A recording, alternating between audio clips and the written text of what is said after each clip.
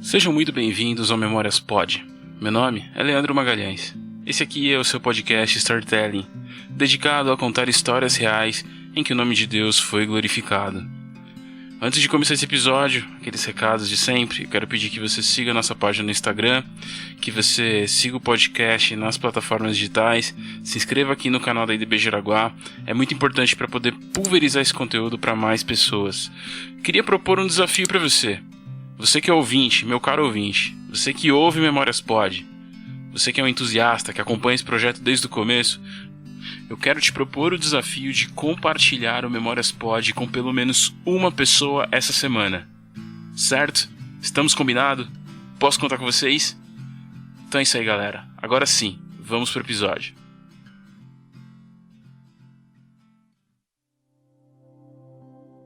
O protagonista da nossa história de hoje é o irmão Ian.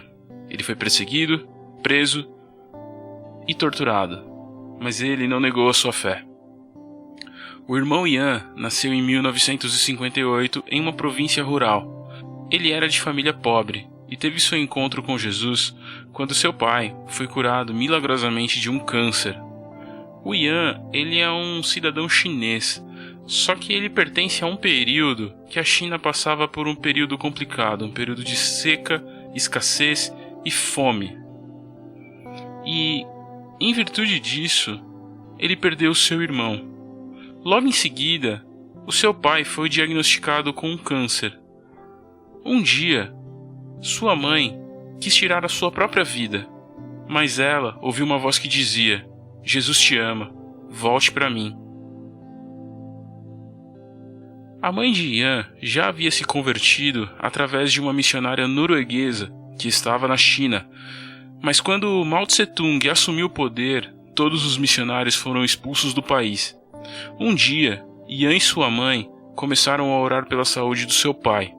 Ian conta no seu relato que ele não tinha ideia assim exatamente do que ele estava fazendo, mas na China é comum que os filhos obedeçam os seus pais, independente da idade ou da ordem.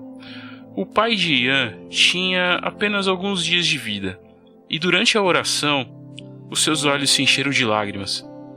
É isso que Jesus representa, fé e esperança. Aquele homem tinha fé. Ele acreditava que, se existisse uma saída, essa saída era o nome de Jesus Cristo. O homem, que viveria apenas alguns dias, talvez semanas, viveu por anos, pois ele foi curado. O homem dizia que todos deveriam vir até sua vila, e lá eles poderiam ver o que Jesus fez com sua vida. E através desse testemunho, dezenas de pessoas foram alcançadas. Alguns parentes já estavam em viagem. Eles já estavam vindo, mas eles vinham com a intenção de chegar a tempo para o enterro.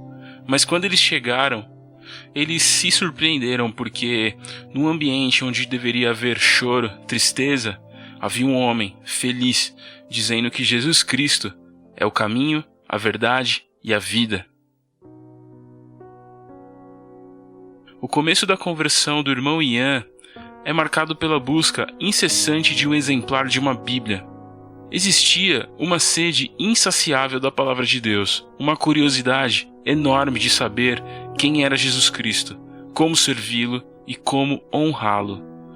Na China não havia uma grande oferta de literatura cristã. Ian, ele se contentava apenas com as palavras de sua mãe, que dizia que Jesus Cristo era o Filho de Deus e que ele veio para trazer a salvação. Morreu na cruz por nossos pecados e levou consigo todas as nossas acusações e doenças. Ian, ele sempre perguntava, ele sempre questionava sua mãe se existia alguma possibilidade de, talvez, encontrar uma Bíblia. Mas a sua mãe dizia que não existiam mais Bíblias na China. Existiam boatos de que algumas pessoas já tinham visto pedaços de Bíblias copiados à mão, alguns trechos de hino escritos em folhas avulsas, mas essas histórias eram como lendas para Ian.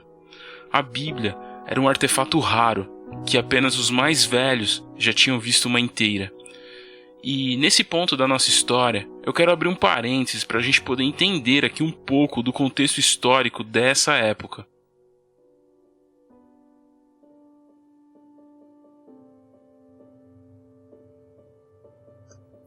Entre 1964 e 1976, a China viveu um período histórico que nós conhecemos hoje como Revolução Cultural. O país vivia um período de fome e miséria.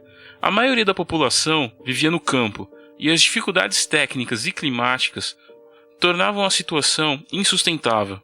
Mao Tse-tung, o líder político da China, ele dá início à Revolução Cultural. A ideia aqui era mudar a educação, a ideologia e a vivência de todo um povo. Este período é fruto de um fracasso de uma tentativa de promover um crescimento acelerado sem respeitar os limites de tempo. Mao Tse-tung, ele traz o Livro Vermelho, que nada mais era que um instrumento de manipulação de massa. O Livro Vermelho era na prática um código de doutrina dizendo como as pessoas deveriam se comportar. Este período é o mais sangrento do governo de Mao Tse-tung. As maiores marcas desse período são perseguição contra intelectuais, opositores do governo e religiosos, luta contra a ideologia revisionista soviética, isolamento econômico e agravamento da crise econômica. O Livro Vermelho era um livro obrigatório nas escolas, de forma que a juventude tinha o poder de polícia, denunciando seus pais e familiares que pareciam ter pensamentos contrários ao governo.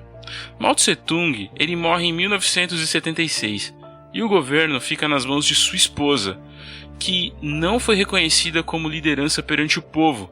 Entre 1976 e 1978, a China afundou ainda mais. Vendo o desespero de Yan, sua mãe se lembrou de um homem de idade avançada que vivia num vilarejo distante. Este homem, ele havia sido pastor antes da Revolução Cultural da China. Yan e sua mãe andaram por um longo caminho até a casa daquele homem. E quando eles chegaram, eles bateram a porta. Um senhor, de cabelos ralos e postura curvada, abriu. Yan imediatamente disse: "Queremos ver uma Bíblia.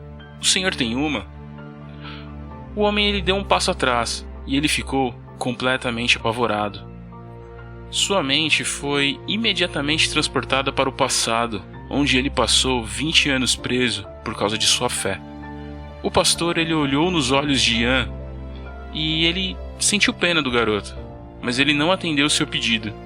O pastor olhou para ele e disse: "A Bíblia é um livro celestial, e hoje somente Deus pode lhe dar isso." Yan passou a orar nesse propósito todos os dias, mas ele não recebeu a Bíblia. Yan voltou irado até o pastor e disse: "Eu orei por todos esses dias, mas eu não recebi a minha Bíblia." O pastor olhou para aquele garoto e disse: "Você tem que orar e jejuar, e você precisa incluir o pranto em sua oração." Um dia, após meses de oração, Yan teve uma visão. Ele se viu subindo uma montanha, empurrando um carrinho pesado. 3 homens vinham em sua direção, no sentido contrário. Um dos homens trazia pães e perguntou: "Você está com fome?" E ele respondeu: "Sim." Yan começou a chorar, pois ele era pobre, e sua família perdeu tudo que tinha quando seu pai adoeceu. O homem lhe deu um pacote de pães e disse: "Coma." Quando Yan começou a comer, o pão se transformou em uma Bíblia. Yan, ele não conseguiu entender exatamente o que tinha acontecido, e ele foi procurar uma Bíblia dentro da sua casa. Só que, para sua frustração, ele descobriu que tudo não tinha passado de um sonho. Yan, nesse momento, ele desabou em lágrimas. Ele chorou copiosamente por horas, até que seu pai foi consolá-lo. Mas esse momento de consolação ele foi interrompido quando alguém bateu à porta. Yan abriu a porta e perguntou com toda a fé que ainda lhe restava: "Você me trouxe pães?" "Pães? Não. Eu trouxe um banquete para você." Na porta estava o mesmo homem do sonho, e esse homem lhe entregou um presente embrulhado em um pacote vermelho. Ao abrir, Yan viu que Deus havia atendido sua oração. Yan agora tinha uma Bíblia. O homem havia sofrido violência extrema nas mãos do governo no período da Revolução Cultural. Ele tinha uma única Bíblia enterrada no quintal. E ele teve um sonho. E nesse sonho, ele entregava essa Bíblia para um jovem em um vilarejo distante. Ian, ele não podia tirar a Bíblia de sua casa, pois isso poderia causar até mesmo a sua morte. Então, ele aos 16 anos decorou o Evangelho. E através do sonho que Deus lhe deu, ele foi direcionado para que ele pregasse em uma vila próxima. No dia seguinte, enquanto caminhava até o vilarejo, encontrou um irmão que dizia estar há dias em jejum e oração para que Deus enviasse alguém para compartilhar o Evangelho e ensinar sobre Jesus. Ian, ele era a resposta dessa oração. Ao entrar naquela pequena e humilde casa, Ian tinha uma plateia de 40 pessoas. Ian, ele não sabia pregar, ele só sabia recitar os evangelhos que ele havia decorado. E ele fez isso, ele recitou todo o evangelho de Marcos de olhos fechados. E quando ele abriu os olhos, ele pôde ver que todas aquelas pessoas estavam de joelho, orando e pedindo por perdão. Ian, ele foi preso pela primeira vez no dia do seu casamento, mas ele conseguiu fugir algum tempo depois. Após a sua fuga, ele foi considerado um inimigo do Estado e a sua foto estava em todos os jornais e províncias. Ian continuou pregando e batizando aqueles que se arrependiam. Os batismos eles tinham um método um pouco exótico. Era necessário fazer um buraco no gelo que se formava no rio ao anoitecer, e para que os novos convertidos pudessem ali descer as águas batismais. O curioso aqui é que muitas dessas pessoas diziam que a água era morna. Multidões se convertiam todos os dias. Ian foi preso novamente, mas dessa vez ele foi condenado a 17 anos de prisão e passou por violência e foi enviado a campos de trabalho forçado. Os policiais faziam questão de incitar os outros presos para que eles se voltassem contra Ian. Ian era espancado todos os dias. Choques elétricos dentro de sua boca. Agulhas foram inseridas dentro de suas unhas. E até mesmo fezes foram arremessadas em seu rosto. O objetivo era que ele entregasse seus companheiros, seus irmãos, mas Ian dizia que ele não agiria como Judas agiu. Ian, ele iniciou um jejum absoluto por um período de 74 dias, sem água e sem comida, e chegou a pesar até 30 quilos. Nesse ponto aqui, eu quero abrir um parênteses para poder deixar claro que ele não ficou 74 dias sem beber nada de água. Chegou uma hora que os guardas forçavam ele a beber água. Ian, mesmo nessas condições, ele era torturado por todos os dias. A família de Ian era convocada várias vezes por mês para ir até a prisão. E essas idas era para que eles pudessem ter a chance ali de se despedir de Ian, porque ele poderia morrer a qualquer momento. O estado dele era deplorável. A mãe de Ian, quando viu seu filho naquela situação, ela pôs a mão na sua cabeça e começou a profetizar: "Você não vai morrer aqui. O Senhor dos Senhores já me disse, Ele é contigo." Nesse momento, ele, junto com sua família, celebrou o que acreditava ser a sua última ceia, pois Ian tinha certeza que ele iria morrer, talvez naquele dia, nos próximos dias, próximas horas. Ian, mais tarde, ele se lembrou das palavras de sua mãe, e ele guardou no coração a palavra profética que aquela mulher disse para ele. E um dia, um milagre aconteceu. Ian pregava sempre para os seus companheiros de cela, e todos os dias eles ignoravam suas palavras e o espancavam. Mas houve um dia que a reação deles foi completamente inesperada. Eles se converteram. Todos os companheiros de cela de Ian se converteram e foram batizados com gotas de água, porque a água não era abundante naquele lugar. Seus testemunhos foram escritos naquelas celas com seu próprio sangue. Ian, em uma ocasião, teve todos os ossos da sua perna triturados por golpes de cacetete. Os guardas o chamavam de louco aleijado. Após esse episódio, Ian ele perdeu completamente o movimento das pernas. Ele já não conseguia mais andar. E aquele parecia ser realmente o fim da história. Mas Deus ainda não tinha acabado de escrever a história de Ian.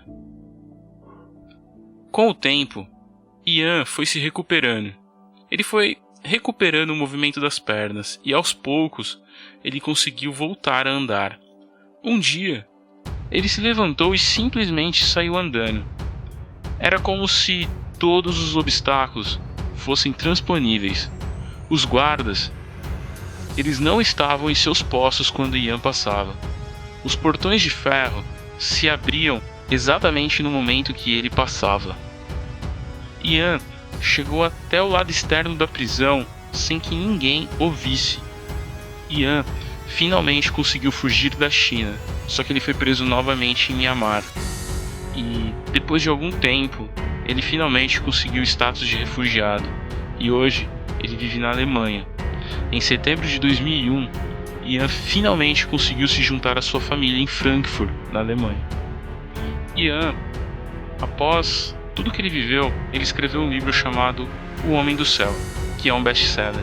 Então, se você quiser saber um pouco mais dessa história, fica aqui a recomendação desse livro escrito pelo próprio Ian. Então é isso aí, galera. Esse aqui foi mais um episódio do Memórias Pod. E esse episódio aqui em especial, ele é uma recomendação, ele é, na verdade, um pedido. A Jéssica Moreira, ela foi lá no Instagram e ela escreveu aqui pra mim: Paz do Senhor, eu amo ouvir o podcast. Uma sugestão, poderia falar sobre o Homem do Céu. Obrigada. Então tá aí, Jéssica, sua recomendação aqui, seu pedido foi atendido. Então é isso aí, galera. Faça como a Jéssica, escreva pra nós aqui com sugestões, recomendações. Se você só quiser, sei lá, escrever pra gente, não tem problema, eu vou ler aqui de qualquer forma. E é isso. Deus abençoe a vida de vocês, pessoal. Tchau.